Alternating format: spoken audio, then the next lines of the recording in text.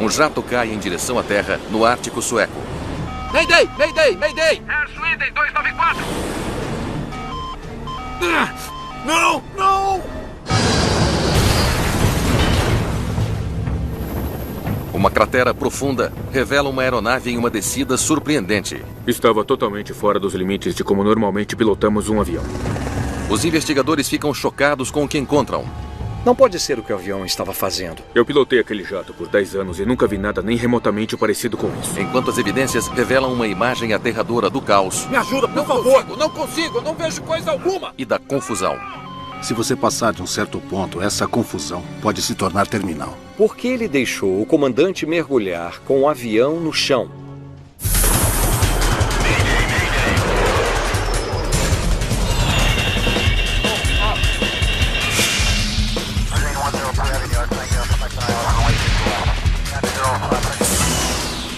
Mayday, desastres aéreos. Esta é uma história real baseada em relatórios oficiais e relatos de testemunhas. 10 mil metros acima da fronteira entre a Noruega e a Suécia. Terríveis evidências. Um jato CRJ-200, 8 de janeiro de 2016. voa no piloto automático durante um transporte noturno de correspondência para uma das maiores empresas de carga da Suécia, a West Air Sweden. Estamos nos aproximando de Bodo, onde a temperatura do ar externo é de incríveis 61 graus Celsius negativos. Combustível? O comandante espanhol de 42 anos tem mais de 3.300 horas de voo. Ainda temos 30. Estamos bem. O seu copiloto francês tem 33 anos, com uma quantidade semelhante de horas de voo. Sweden 294, liberado para voo direto para Vami. Espere uma aproximação circular Da pista 01 em Tronzo. Entendido? Aproximação pela pista 1. Air Sweden 294. A tripulação experiente decolou de Oslo, na Noruega, pouco depois das 23 horas, para uma viagem de 1h30 até Tromsø, no alto do Ártico norueguês. O jato cargueiro está transportando cerca de 4,5 toneladas de correspondência para a remota comunidade setentrional. O CRJ-200 entra em espaço aéreo sueco enquanto se dirige cada vez mais para o norte. Sean Krutnik é um piloto que voou o CRJ-200. Gosto do avião porque ele é super equipado, é tão sofisticado quanto qualquer um dos jatos maiores. A aeronave em si é muito veloz, é um avião muito aerodinâmico, por isso é muito divertido de pilotar. Pronto para o briefing de aproximação? Vamos lá.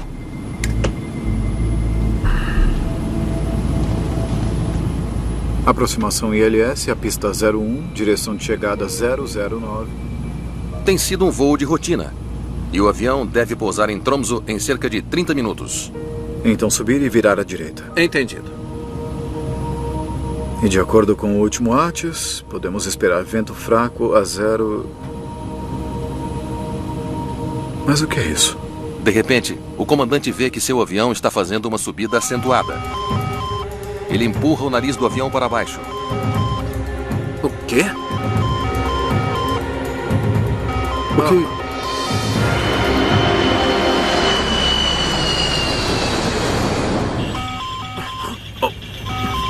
Suba!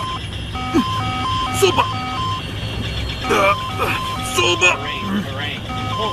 Vamos!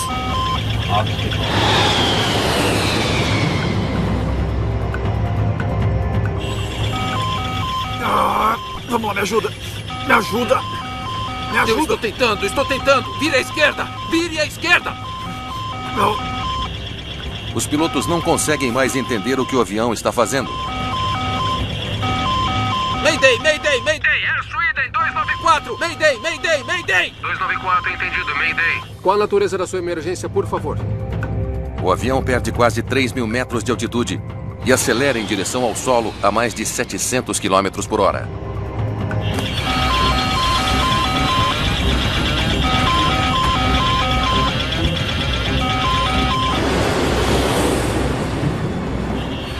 Precisamos subir. Vamos lá, precisamos subir. Sim, precisamos subir. Vire à esquerda, vire à esquerda. Continua para a direita. Está bem. Que Vamos maldição. lá. Me ajuda, por favor. Não consigo, não vejo coisa alguma. A 2.700 metros, o voo 294 cai abaixo do alcance do radar. Meu Deus. O quê? O quê? Não! Não! Não!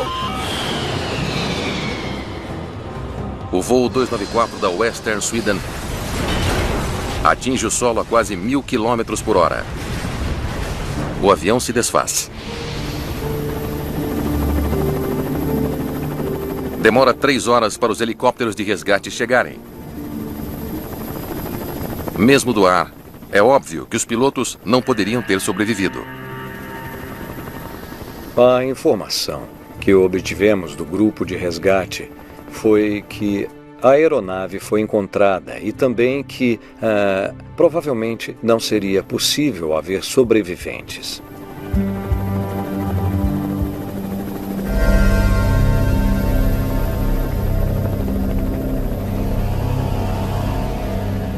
O local da queda é um dos lugares mais isolados do mundo. O local da queda era um vale plano em uma área montanhosa. Na época, o local estava muito frio, com temperaturas de até menos 25 graus Celsius.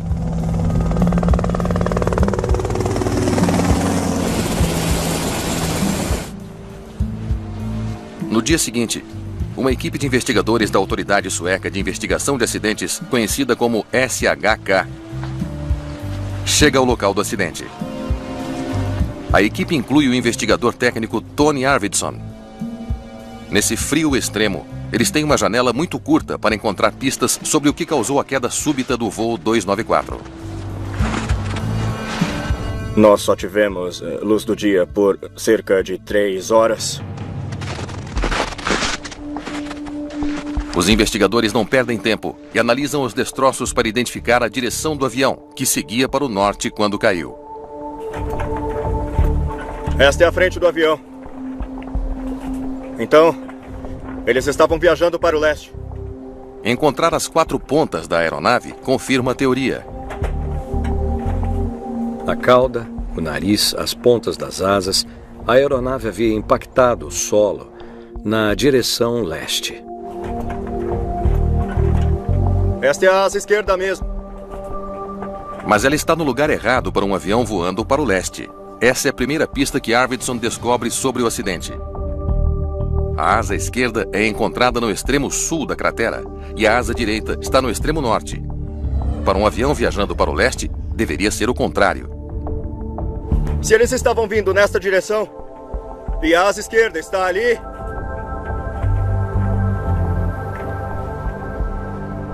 então eles deviam estar de cabeça para baixo. O acidente também criou uma cratera de 6 metros de profundidade.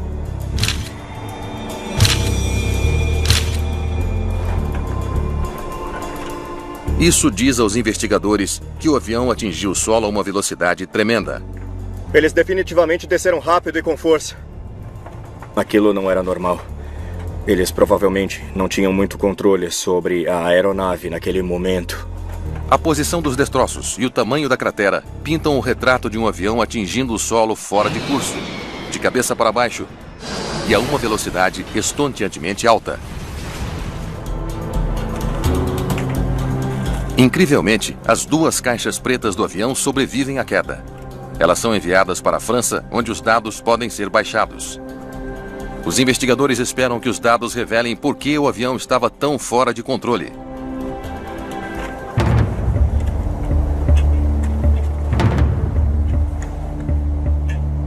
À medida que eles continuam vasculhando o local, correspondências escurecidas do porão de carga apresentam uma possibilidade sombria. Será que pode ter sido um incêndio? Uma explosão? Um incêndio ou explosão a bordo poderia explicar por que o avião ficou tão fora de controle enquanto viajava a 10 mil metros de altitude. A equipe reúne o máximo possível de detritos da carga para análise. Muito bem. Estas 2 caixas e tudo aqui dentro. Vamos colher amostras. Eles precisam determinar se um incêndio foi a causa do acidente. Então, enviamos uma tonelada de carga para um especialista em incêndios. O profundor vai, junto com todos os cabos de controle. Isso vai também. A equipe recupera um total de 3,5 toneladas de destroços. Principalmente peças dos controles de voo. Tentamos levar o máximo que fosse possível do local. Nós temos que começar com uma rigorosa compilação de fatos. Isso vai levar várias semanas. E, de modo algum, conseguiremos dar quaisquer respostas detalhadas em relação à cadeia de eventos agora. Só mais adiante, no futuro. Estamos falando de semanas ou talvez meses. Antes que o rigoroso clima de inverno se instale, os investigadores precisam abandonar o local. Eles só podem torcer para que a causa do acidente esteja em algum lugar nas peças que estão levando consigo. Os investigadores suecos esperam que o controlador de tráfego aéreo norueguês de plantão na noite do acidente do voo 294 possa ajudar a explicar por que os pilotos perderam o controle de seu avião a 10 mil metros de altitude. Como vai? Ok, muito bem. Então, o primeiro sinal de problema foi uma declaração de emergência à 00:19. Mayday, Mayday, Mayday! Air Sweden 294! Mayday, Mayday, Mayday! 294, entendido. Mayday, qual é a natureza da sua emergência, por favor? Então, nenhuma explicação para a declaração de emergência? Não, eles nunca disseram. Se é uma declaração de emergência como essa, sem muita especificidade, não há muito que o controlador possa fazer além de tentar discernir o que está vendo e tentar ajudar. Estava descendo rapidamente e começou a virar para o leste aqui. Os dados do radar confirmam o que os investigadores observaram no local do acidente. O voo 294 estava descendo rapidamente e virando para o leste, apenas alguns segundos antes de desaparecer da tela. E o retorno nunca se partiu? Não, foi um ponto só até o fim. O radar mostra apenas um retorno, o que significa que ele não se partiu em pleno ar. Se você tem um avião que se desfez em altitude, verá muitos retornos de radar. Se você tem um retorno só e ele não avança muito, talvez mais um retorno e depois ele some. Isso indica um mergulho intacto. Os investigadores agora sabem que os pilotos estavam lutando com uma grave emergência a bordo. Obrigado por ter vindo. Mas ainda não entendem o que poderia ter causado uma perda de controle tão catastrófica. Em Estocolmo, a equipe inspeciona as 3,5 toneladas de destroços em busca de sinais de uma falha mecânica fatal. Estamos procurando uma falha em qualquer superfície de controle. Ailerons, profundores, lemes. Precisamos verificar todos eles. Um avião tem 3 superfícies principais de controle de voo. Ailerons, que controlam o rolamento. Profundores, que controlam a arfagem. E o leme direcional, que controla a guinada. Um controle de voo quebrado com os profundores pode causar alguns problemas. Mas esse é o pior dano que Arvidsson já viu. É impossível para ele obter informações úteis sobre as superfícies de controle de voo. Isso não me diz nada. Queríamos ter certeza de que a superfície de controle estava funcionando corretamente, mas ela estava danificada demais. Os investigadores tentam identificar os pedaços de destroços com base em números de série e outras marcas, para saber se todas as superfícies de controle estavam no avião quando ele bateu no chão.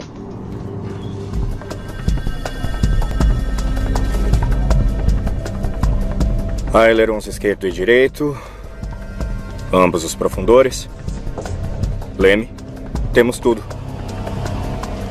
Nós encontramos e identificamos todas as superfícies de controle, indicando que era mais provável que a aeronave estava intacta até o impacto. Eles descartam uma falha mecânica grave e seguem para outra teoria, de que um incêndio a bordo derrubou o avião. Os testes na carga do voo 294 não oferecem aos investigadores muito mais informações do que as superfícies de controle. Nenhum sinal de fogo ou explosão. A carga foi destruída no impacto, não em um incêndio a bordo. Procurando respostas, O investigador encarregado, Nicolas Seeger, se volta para os dados de voo, que chegaram da França e estão prontos para análise. Os dados do gravador são realmente importantes para entendermos o curso dos eventos. Também nos ajudam a calcular a trajetória da aeronave. Então, eles estão voando a 10 mil metros quando, de repente, o avião começa a inclinar para cima. Um avião normalmente muda a inclinação longitudinal em cerca de 1 grau por segundo. Mas, neste caso, foram 6 graus por segundo. Então foi uma mudança muito brusca na arfagem. Então, o avião começa a cair e rolar fora de controle. Vimos que isso não era normal. Espere um minuto. Se o avião está inclinado para cima, por que a altitude está diminuindo? Não pode estar certo. Quando um avião inclina para cima, os investigadores esperam que ele ganhe altitude e que a sua velocidade diminua. Mas não é isso que os dados do voo 294 mostram. O indicador de velocidade não estava mudando. O mesmo aconteceu com a altitude. Deveria ter havido um incremento na altitude se esses dados fossem corretos, e isso não aconteceu. Não pode ser o que o avião estava fazendo. Os investigadores devem chegar ao fundo dos dados contraditórios para poderem descobrir o que derrubou o voo 294 da West Air Sweden. Vamos ter que voltar e descobrir exatamente o que estava acontecendo aqui. Investigadores em Estocolmo tentam entender as discrepâncias nos dados do voo 294. Muito bem, vamos supor que a velocidade do ar e a altitude estejam corretas, sim? Os dados da inclinação do avião não fazem sentido. Fizemos cálculos para determinar a inclinação real da aeronave durante o evento. Os cálculos apontam para uma conclusão surpreendente. Então, nada de inclinação para cima. Aparentemente não. Os cálculos indicaram que ele estava inclinando para baixo após o início do evento. Bem aqui, os dados mostram uma inclinação acentuada para cima, mas o avião voa nivelado. E então inclina para baixo.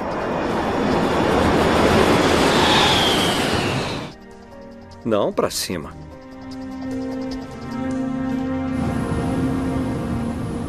Mas o quê?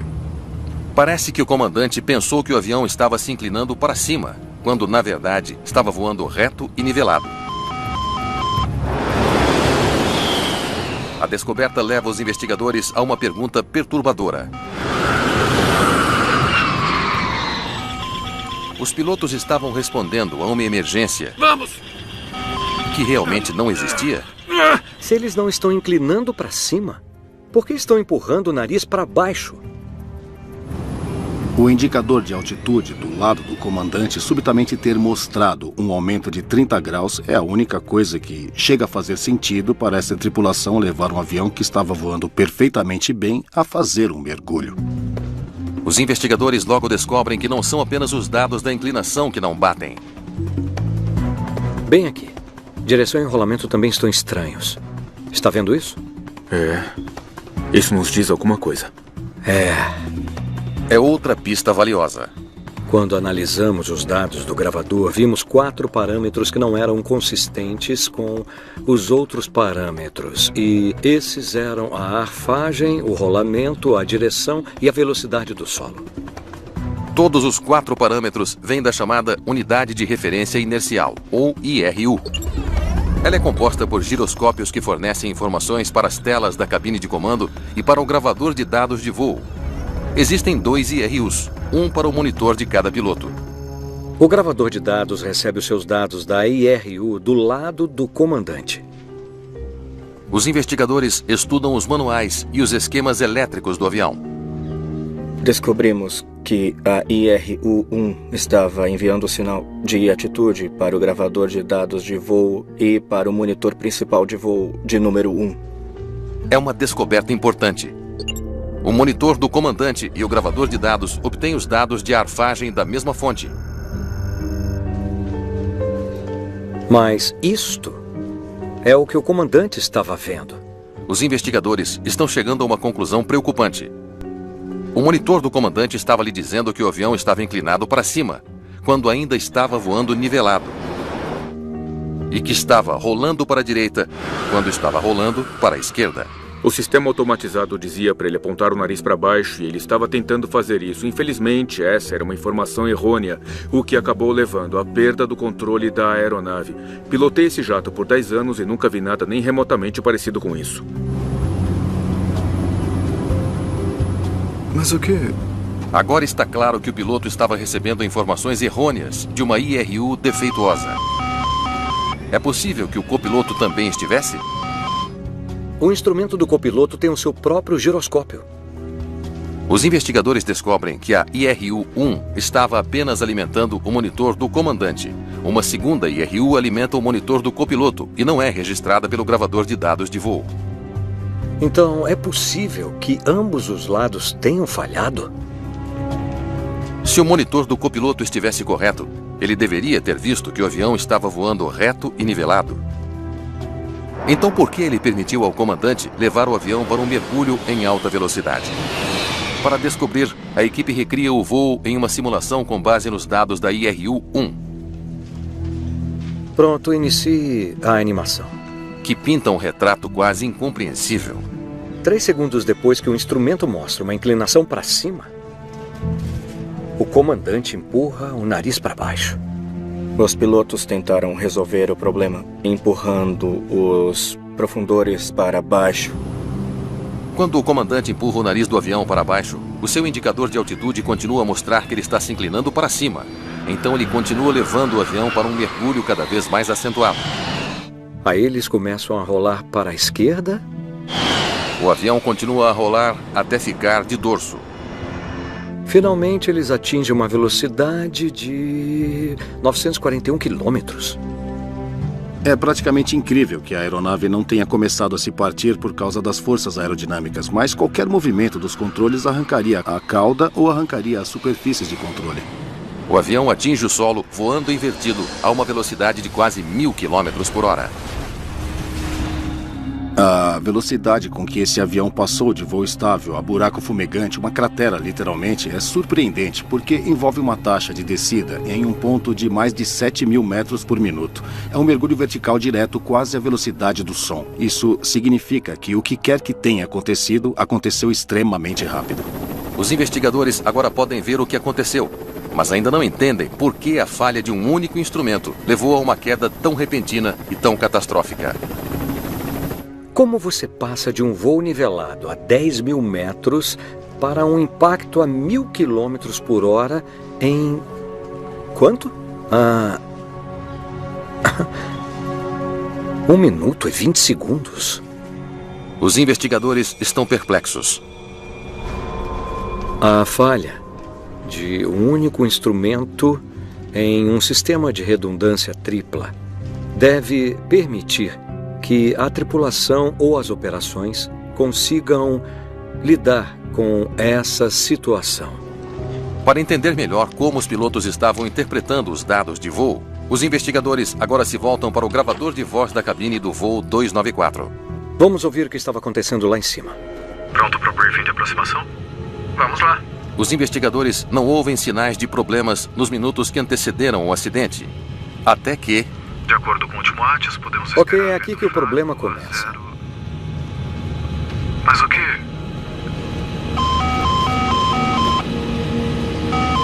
O quê? O quê?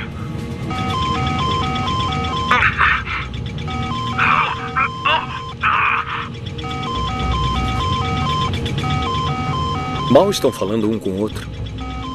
Ficamos um pouco surpresos por não ter havido comunicação nos primeiros 10 a 12 segundos após o início dos problemas.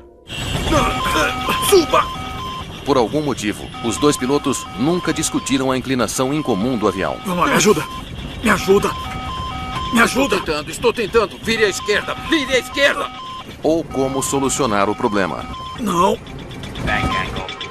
1 minuto, pare.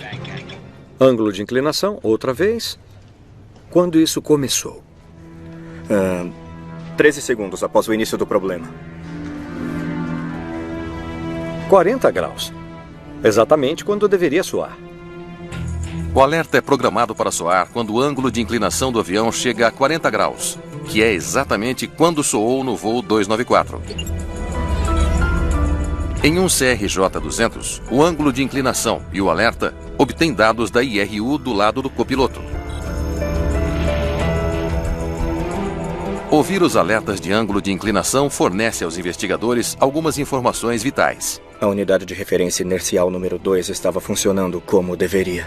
O copiloto estava recebendo informações certas.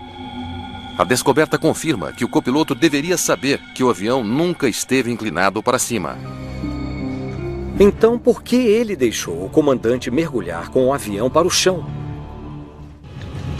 Precisamos subir e virar à direita. Entendido. Os investigadores têm um novo mistério para solucionar. De acordo com o último ATIS, podemos esperar vento fraco a 0... Mas o quê? Quando o comandante do voo 294 entra em um mergulho mortal, por que o copiloto não intervém? Quando os investigadores analisam os dados do gravador, eles fazem uma descoberta importante. Os dois pilotos receberam o que chamamos de alerta de miscompare.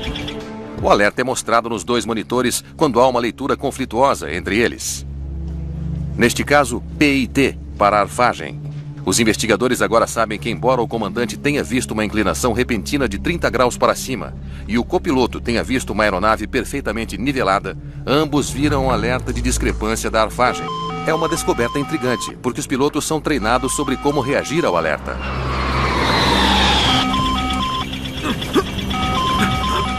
Vamos! Você esperaria que, em termos de comunicação, eles seriam capazes de verbalizar.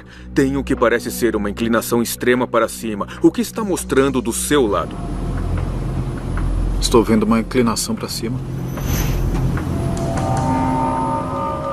No caso de uma discrepância, os pilotos devem conferir um terceiro instrumento reserva para determinar qual lado está errado e mudar um instrumento defeituoso para a IRU que está funcionando.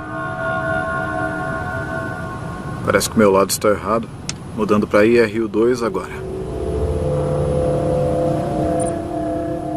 Idealmente, o que chamamos de indicador de altitude reserva podia meio que ter desempatado. Em outras palavras, temos 3 fontes de informação e as 2 melhores em 3 são as que você treinou para seguir. Muito bem. Veremos o que eles dizem em seguida. Mas quando os investigadores ouvem o gravador de voz, precisamos subir. Vamos lá, precisamos subir. Sim, precisamos subir. À direita, à esquerda. Eles não ouvem esse tipo de conversa. Continue à direita. Está bem, que Em vez disso, eles ouvem o som de uma tripulação que não consegue entender o que está acontecendo com o avião, nem como corrigir o problema. Vamos lá, me ajuda. Me ajuda, por favor. Não consigo, não vejo coisa alguma. E o que isso nos diz é que os membros da tripulação estavam mentalmente consumidos, olhando para a tela principal do voo, tentando descobrir o que estava acontecendo e qual era a posição real da aeronave no espaço. É uma revelação preocupante. Mas o quê? Seeger decide que eles precisam ver exatamente o que os pilotos experimentaram quando os instrumentos começaram a falhar. Eles reservam um horário em um simulador do CRJ. Muito bem, então vamos iniciar o erro no lado esquerdo, por favor. Eles percorrem a mesma rota do voo 294 e programam uma falha na IRU do lado esquerdo.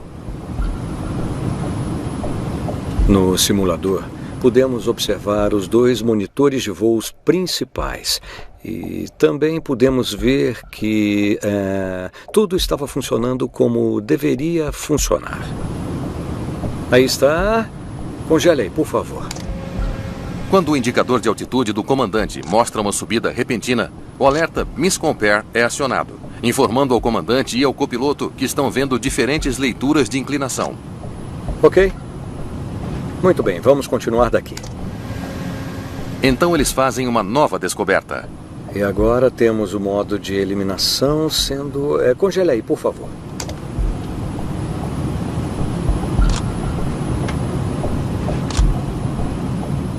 Muito bem.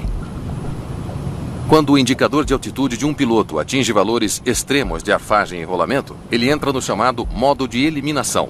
Todas as informações não essenciais desaparecem e setas vermelhas indicam aos pilotos em que direção voar. O modo de eliminação é para ajudar o piloto a se concentrar nas coisas mais importantes. Mas essa não é a única indicação que o simulador de voo fornece aos investigadores. E adivinha o que desaparece no modo de eliminação? Os investigadores descobrem que, no modo de eliminação, o aviso de discrepância de arfagem alertando os pilotos sobre os monitores discrepantes também desaparece. 4 segundos após o aviso aparecer, ele desapareceu para sempre. Não foi tempo suficiente para o comandante registrar o problema. Mas o quê? E como resultado, ele instintivamente empurrou o nariz do avião para baixo, sem perceber que estava fazendo o avião mergulhar. Logo, o instrumento do copiloto também entrou no modo de eliminação. Mas quase na configuração oposta do monitor do comandante. Suba! Agora, nenhum deles tem um aviso de discrepância. Isso é potencialmente problemático, porque a tripulação ainda está tentando descobrir o que está acontecendo, além de seguir os comandos errôneos da automação. E essa informação que estava dizendo a eles qual era o problema desaparece quando a situação se torna ainda mais terrível. Enquanto os pilotos lutavam para recuperar o controle de seu avião. Sim, estou tentando. Vire à esquerda! Vire à esquerda! Ambos não viram uma peça vital do quebra-cabeça, que seus monitores mostravam ângulos de inclinação diferentes. Essa é uma informação que não deveria ter sido removida quando se trata de uma função de eliminação. Essa era a única pista que eles realmente tinham de que havia uma discrepância entre os 2 monitores de voo principais. Os investigadores agora têm uma imagem do que aconteceu na cabine de comando. Precisamos subir. Vamos lá, precisamos subir. Precisamos subir. Vire à esquerda. Vire à esquerda. Continua à direita. Está bem. Que maldição. Mas para descobrir por que os pilotos não sabiam se estavam se inclinando para cima ou para baixo... Vamos lá, me ajuda. Me ajuda, por não favor. Não consigo. Não vejo coisa alguma. Os investigadores precisarão ir aos céus.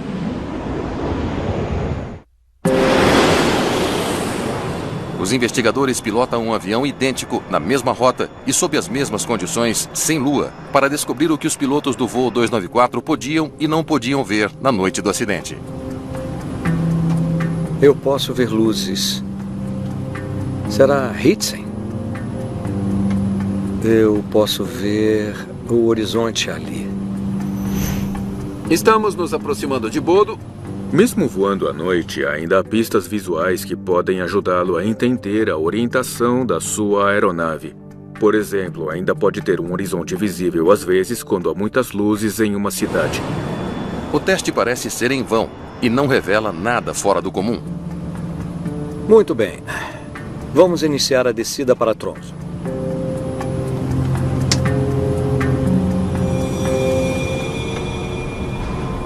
Agora eu não consigo ver nada lá fora.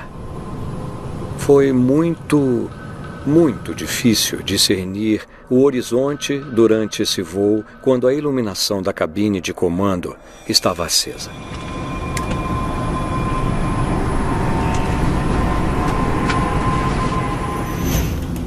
Os investigadores fizeram uma grande descoberta. Com as luzes da cabine de comando acesas, seria impossível para os pilotos verem as luzes abaixo ou o horizonte. Os pilotos do voo 294 provavelmente confiaram inteiramente em seus instrumentos de orientação. Instrumentos que mostravam informações contraditórias. Precisamos subir. Vamos lá, sim, precisamos subir. Precisamos subir. Vire à esquerda. Vire à esquerda. Continua à direita. Continua à direita. Quando não podemos ver do lado de fora, confiamos em nossos instrumentos, mas se o seu instrumento está dizendo algo completamente diferente do que o seu corpo está dizendo, a ideia não é ignorar um ou outro, mas sim verificar qual é a situação real. A descoberta revela uma peça crítica do quebra-cabeça. Pronto para o briefing de aproximação? Vamos lá. Depois que o comandante do voo 294 liga as luzes da cabine... E de acordo com o último ATIS... podemos esperar. O seu monitor começa a indicar uma inclinação substancial para cima. Mas o quê? Mas o brilho no interior da cabine significa que os pilotos não conseguem ver o horizonte abaixo deles. O comandante não sabe dizer se o avião está realmente se inclinando para cima ou não. Se isso tivesse acontecido mais cedo, quando eles poderiam ter algum tipo de horizonte visível, o resultado poderia ter sido totalmente diferente e provavelmente seria. Ele vê isto. Então, a sua primeira reação é empurrar o nariz para baixo. Seeger acha que a resposta do comandante... Me ajuda! Me ajuda! Sim, estou tentando! Tornou impossível para qualquer um dos pilotos entender os movimentos do avião. Vire à esquerda! Uma das máximas que incutimos na aviação comercial e na aviação militar é, em caso de emergência, peça um café antes de decidir fazer alguma coisa. Existem pouquíssimas coisas na aviação que necessitam de uma resposta física instantânea. Em menos de 30 segundos, o avião está de cabeça para baixo e mergulhando. Forças G negativas extremas fazem com que os pilotos não sintam o seu peso e assim não possam dizer se estão subindo ou descendo. Confrontar um ambiente G negativo é desorientador por muitas razões. Uma delas é que ele realmente afeta a sua capacidade cognitiva, a sua capacidade de entender a situação em que está. Em apenas 5 segundos, o piloto automático se desarma e ele está enfrentando uma inclinação para cima de 30 graus. E aí o display do instrumento muda.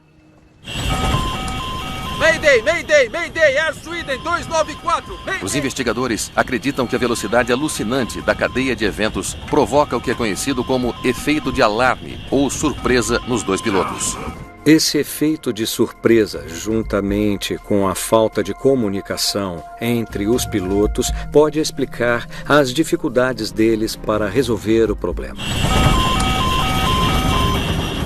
Este é basicamente o ambiente em que eles se viram passando de operações extremamente normais para operações extremamente anormais e dentro de uma fração de segundo. Vire à esquerda, vire à esquerda! Continua à direita. Continua à direita. Tá bem, que maldição! Me ajuda!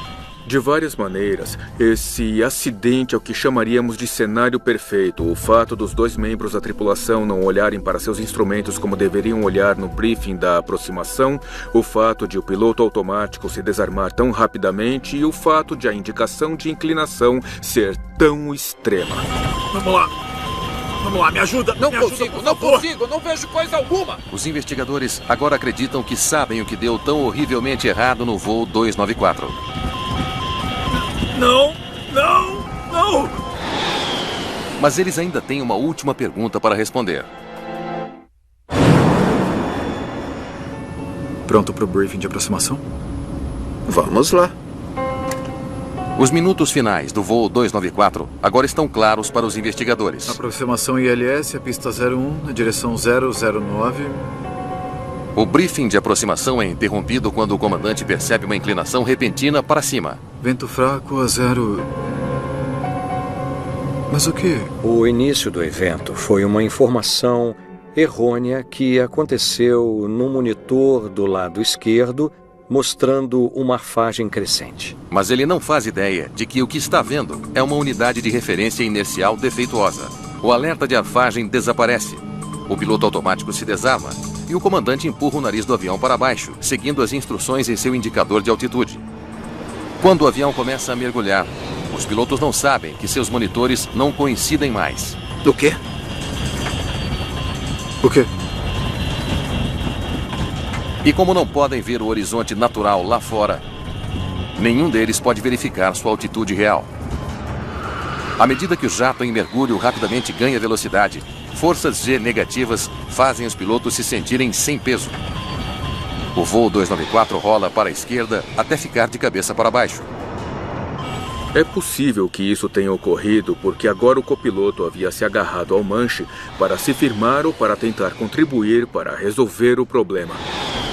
De cabeça para baixo e caindo em direção à terra, o monitor do copiloto mostra o avião em uma queda livre e rolando para a esquerda. Suba! Mas o comandante vê o contrário. Um avião em inclinação crescente e rolando para a direita. Suba! As sugestões de seu copiloto não fazem sentido. E as forças G invertidas tornam quase impossível pensar. Vamos lá, me ajuda! Me ajuda! Me ajuda! Sim, eu estou tentando. Vire à esquerda! Vire à esquerda! Não! Quando você, como eles, é sugado por uma realidade no meio da noite e isso não é condizente com o que realmente está acontecendo, em outras palavras, é uma realidade induzida. Tudo começa a ficar confuso e se você passar de um certo ponto, essa confusão pode se tornar terminal. O avião está em um mergulho acentuado, quase voando invertido e viajando a uma velocidade de quase 1000 km por hora. Quando você chega a esse ponto, a mente se concentra em fornecer boas orientações sobre como pilotar o avião. E depois desse ponto, não há como recuperar. Precisamos subir. Vamos lá, precisamos subir. Sim, precisamos subir. Vire à esquerda. Não. Vire à esquerda. À direita. Continua à direita. Que maldição! Vamos lá, me ajuda. Me ajuda, Não por consigo, favor. não consigo. Não vejo coisa alguma. O quê? O quê? Ah! Não! Não! Não! 80 segundos após o primeiro sinal de problemas, o avião se choca contra o chão.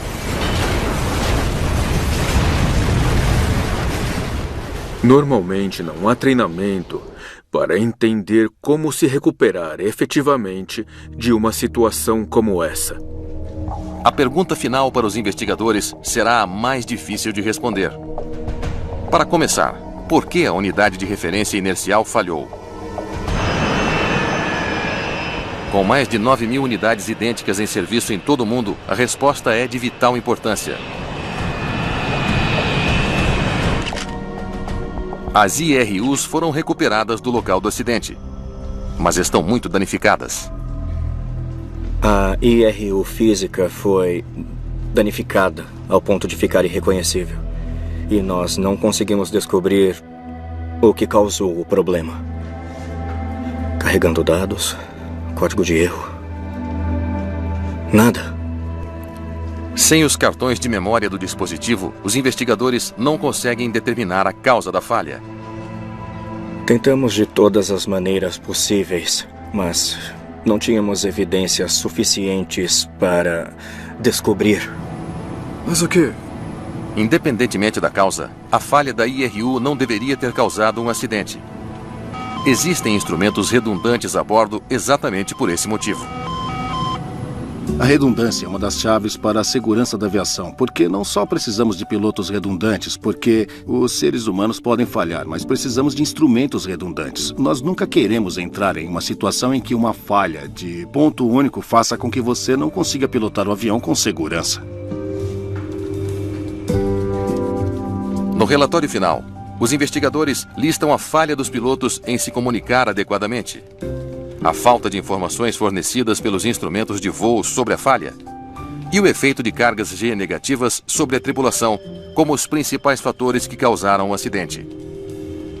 É importante se comunicar imediatamente quando houver um problema, para que o outro piloto possa entender o que está acontecendo.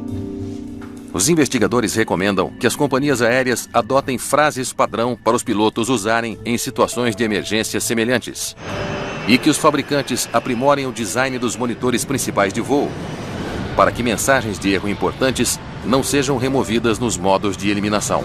Se você tem mais de um membro da tripulação, e em quase todos os casos em voos é assim, você precisa de um procedimento para verificar imediatamente um com o outro e ter frases padrão para coordenar as suas ações e coordenar os cérebros deles. Aqui tínhamos um cérebro baseado em carbono, tomando decisões incorretas e deslizando para uma sequência de acidentes porque não havia coordenação com o outro.